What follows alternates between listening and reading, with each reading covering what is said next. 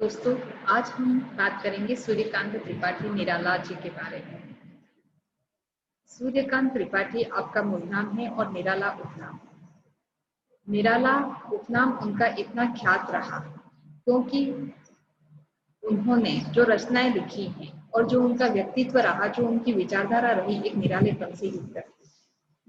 आइए पहले जानते हैं सूर्यकांत त्रिपाठी निराला, जो छायावाद के प्रमुख आधार स्तंभों में से एक माने जाते हैं।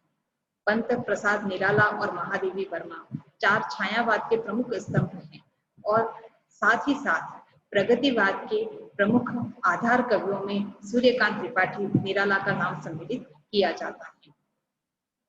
बात करते हैं हम उनके जीवन के बारे में।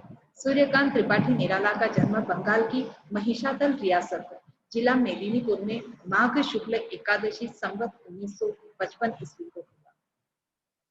तदनुसार जो अंग्रेजी तारीख है वह 21 फरवरी सन 1899 होती है जब सूर्यकांत त्रिपाठी निराला का जन्म हुआ।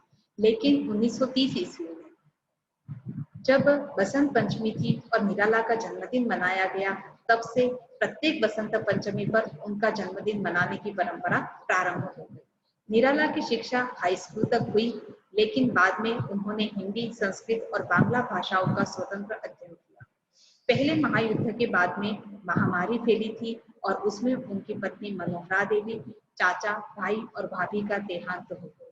यानी कि 1918 ईस्वी के आसपास जब पहला महायुद्ध समाप्त हुआ, तब स्पेनिश फ्लू इन्फ्लुएंजा नाम से एक महामारी का प्रकोप फैला था और इसी में उन्होंने अपने परिवार के कई लोगों को खो दिया, जिसमें उनकी पत्नी भी सम्मिलित थी, उनकी बेटी भी सम्मिलित थी। हालांकि उनकी बेटी सरोज जो मामा के यहाँ रही और कालांतर में उसकी भी मृत्यु हो जाती है। इसके बाद उनका जो सारा जीवन है वह आर्थिक संघर्ष में बीता। निराला के जीवन की सबसे विशेष बात यह है कि कठिन से कठिन परिस्थितियों में भी उन्होंने सिद्धांत त्याग कर समझौते का रास्ता नहीं अपनाया, संघर्ष का साहस नहीं गवाया। जीवन का उत्तरार्ध उनका इलाहाबाद में बीता। वही दारागंज मोहल्ले में स्थित राय साहब की विशाल कोठी के ठीक पीछे बने एक कमरे में 15 अक्टूबर 1961 ईस्वी को उन्होंने अपनी ईह लीला समाप्त की और इस तरीके से हिंदी साहित्य के एक पुरोधा कवि 1961 में काल कल्पित हो गए। सूर्यकांत त्रिपाठी निराला के कार्य के बारे में और उनके व्यक्तित्व के बारे में, उनके कार्य क्षेत्र की अगर हम बात करते हैं तो उनकी पहली नियुक्ति एक नौकरी उन्होंने की थी महिषादल राज्य में।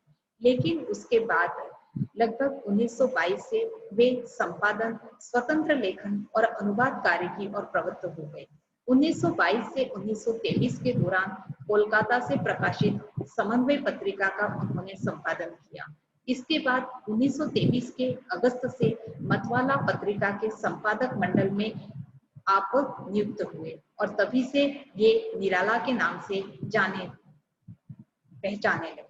इसके बाद लखनऊ में गंगा पुस्तकमाला कार्यालय में उनकी नियुक्ति हुई, जहां वे संस्था की मासिक पत्रिका सुधा से 1935 के मध्य तक संबद्ध रहे। 1935 से 1940 तक का कुछ समय उन्होंने लखनऊ में बिताया। इसके बाद 1942 से मृत्यु पर्यंत वे इलाहाबाद में रहकर स्वतंत्र लेखन और अनुवाद कार्य करते रहे। उनकी पहली कविता थी जन्मभूमि, जो प्रभा नामक मासिक पत्रिका में जून 1920 ईस्वी में प्रकाशित हुई थी। पहला कविता संग्रह था 1923 ईस्वी में अनामिका नाम से प्रकाशित हुआ। इसी प्रकार से उनका पहला निबंध था बंग भाषा का उच्चारण और यह निबंध अक्टूबर 1920 में मासिक पत्रिका सरस्वती में प्रकाशित हुआ था। अपने समकालीन अन्य कवियों से अलग उन्होंने कविता में कल्पना का सहारा बहुत कम लिया है, क्योंकि छायावादी कविता को कल्पना की कविता कहा जाता है। ऐसा मानते हैं कि जो छायावादी कविता है वह अंग्रेजी के रोमांटिसिज्म का हिंदी रूपांतरण है और समस्त छायावाद और रोमांटिसिज्म में इमेजिनेशन यानी कि कल्पना प्रमुख आधार ग्रहण करती है। परंतु निराला छायावाद के प्रमुख स्तंभ होते हुए भी उनकी रचनाओं में हमें कल्पना कम मिलती है और यथार्थ का गहराई से अनुसरण मिलता है। और विशेष करके जब वे छायावाद से धीरे धीरे प्रगतिवादी कविता की ओर उन्मुख हुए, तो प्रगतिवाद के प्रभाव से जो उन्होंने कविताएं रची हैं उसमें हमें घोर सामाजिक और आर्थिक यथार्थ की अभिव्यक्ति देखने को मिलती है। वे हिंदी में मुक्त छंद के प्रवर्तक भी माने जाते हैं। छंदों से मुक्ति की बात उन्होंने कही है और इससे संबंधित 1930 में प्रकाशित अपने काव्य संग्रह परिमल की भूमिका में उन्होंने लिखा भी है कि जिस प्रकार से मनुष्यों की मुक्ति होती है, मनुष्यों की मुक्ति की तरह कविता की भी मुक्ति होती है।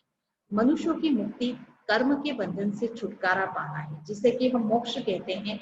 हम कर्म बंधन से छुटकारा पा लेते हैं, उसे मुक्ति अथवा मोक्ष कहा जाता है। लेकिन कविता की मुक्ति छंदों के शासन से अलग हो जाना है। छंदों का जो बंधन है उससे अगर कविता मुक्त हो जाए तो वही कविता की मुक्ति है। जिस तरह मुक्त मनुष्य कभी किसी तरह दूसरों के प्रतिकूल आचरण नहीं करता, उसके तमाम कार्य औरों को प्रसन्न करने के लिए होते हैं, फिर भी स्वतंत्र होते हैं, इसी तरह कविता का भी यही हाल है।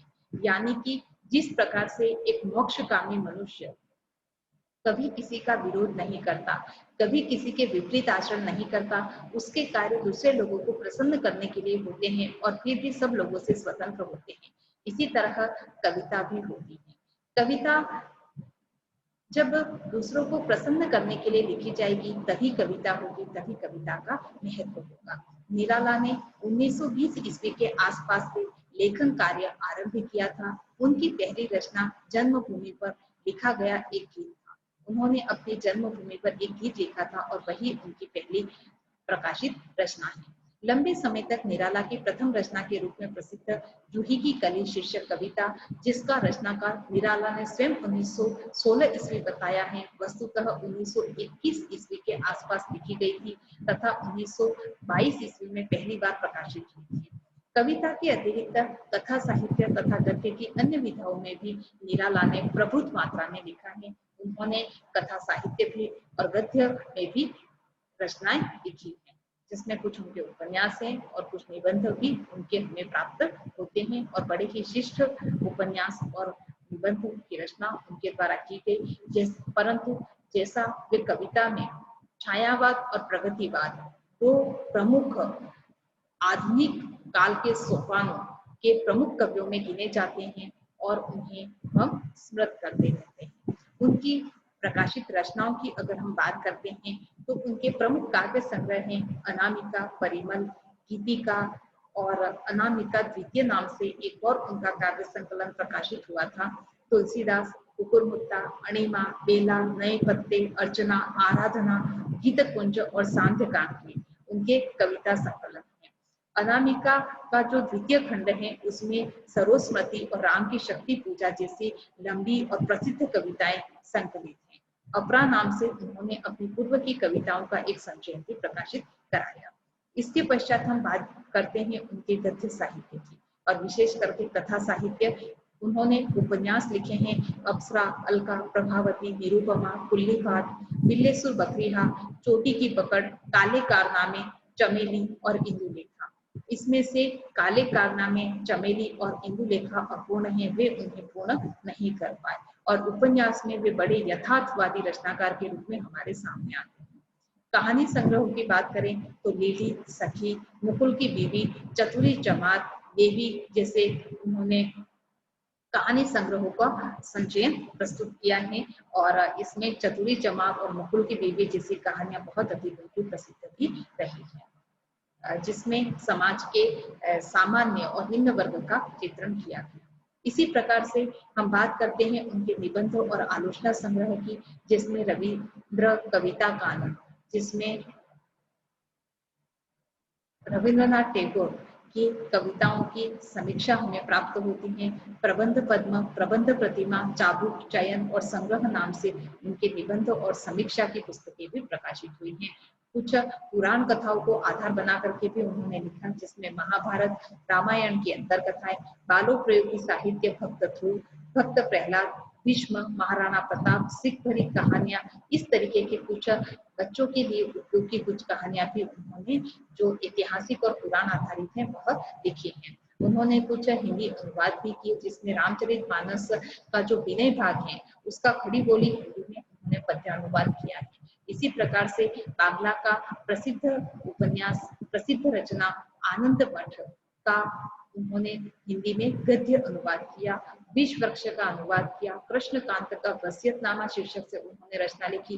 कपाल कुंडला शीर्षक से उनका एक अनुवादित रचना है। दुर्गेश नंदनी, राजसिंह, राजरानी, देवी चौधरानी, युगलांगुलिय, चंद्रशेखर रजनी, श्री राम कृष्ण वचनामृत, परिवार और भारत में विवेकानंद और राजयोग जैसी रचनाओं का उन्होंने हिंदी अनुवाद किया। वर्तमान में निराला रचनावली 8 खंडों में हमें प्राप्त होती है, जिसमें उनके संपादक नंद किशोर नवल, राजकमल प्रकाशन, नई दिल्ली से यह रचना प्रकाशित हुई। धन्यवाद।